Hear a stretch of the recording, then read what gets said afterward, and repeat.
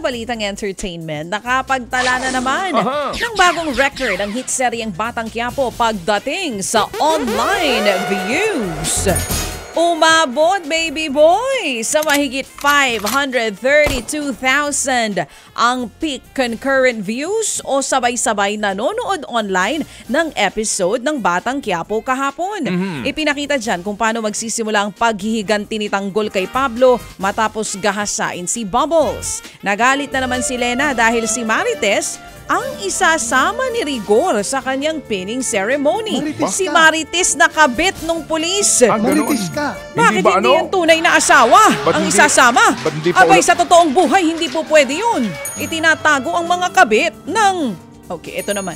Abangan ng mas malaki at mas maaksyong eksena sa Batang Quiapo alas 8 ng gabi dito po sa TV5. Ang husay nila lahat dyan, baby. Grabe, ang gagaling. Wala bang pagpapauna ng suntok niya si Supremo? Ay, actually, nahanap ko si Supremo. Pwede ka dyan eh. Mag-ano ka lang eh. Yung leather jacket mo eh. Pupwede ka ng ka-eksena nitong si Coco Martin. Ako yung tatampal-tapalin. Hindi. Okay. Anong gusto mo? Bida o kontrabida? Hindi ako. Dapat nandun ka. Siyempre. Para akong sasakal sa'yo. Aray ko po! Bakit may sasakalin? Pwede ho namang manalo ng libreng tickets ang Blooms para po sa Nasa Atin ang Panalo Concert kasama ang Bini.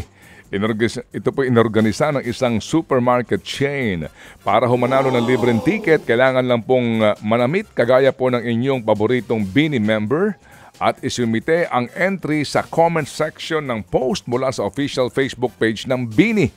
Bukas daw po ang contest sa Blooms edad 18 pataas. Pwede hong magsumite ng entry hanggang July 5.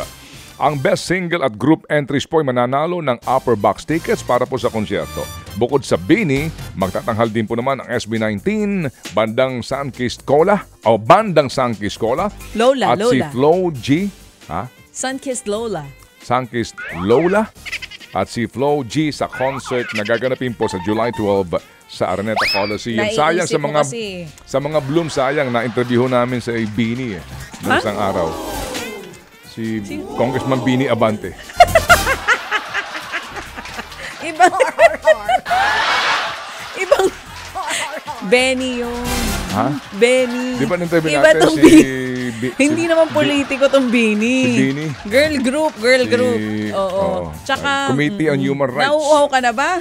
Parang gusto mo na mag-RC Cola. Sunkissed Lola. Hindi Sunkissed Cola, ha? O, ito. Bini, ha? Si Kong Bini Abante. Na-interview natin si... Oo nga. Ito. Sa mga Blooms. Check nyo po. Nasa YouTube. Ito. Ipamamalas naman po ni Jed Madela ang talento niya sa pagkanta sa kanyang pre-birthday concert ngayong buwan. Gusto raw ni Jed na umawit para sa mga taong sumuporta sa kanya matapos ang kanyang pagdiriwang ng 20 years sa industry.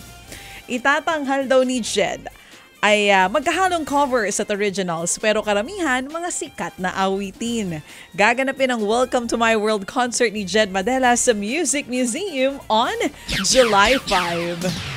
Ito po mga kapatid, pumanaw po ang batikang aktor at komedyanteng si Prudencio Javier Clarion Jr. o mas kilala po sa tawag na Dinky Do. Yan po ang kinumpirma mismo ng kanyang anak. Mag-aalas 7:30 daw ho ng umaga noong pong Martes nang pumanaw po si Dinky. Ang aming pong pakikiramay sa kanyang pamilya. Samantala mga kapatid, inilabas naman ang ticket prices at seat map para sa fan meet ni Queen of Tears, Kim Ji-won dito po sa Pilipinas. Gaganapin ang Be My One Tour ni Ji-won sa New Frontier Theater on August 3.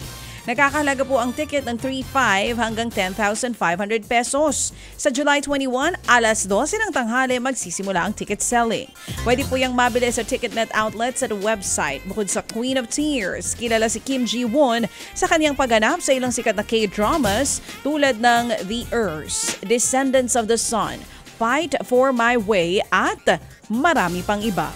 Ted Filon at DJ Chacha ngayon nasa Radyo 5 92.3 News FM Monday to Friday 6 to 10 a.m.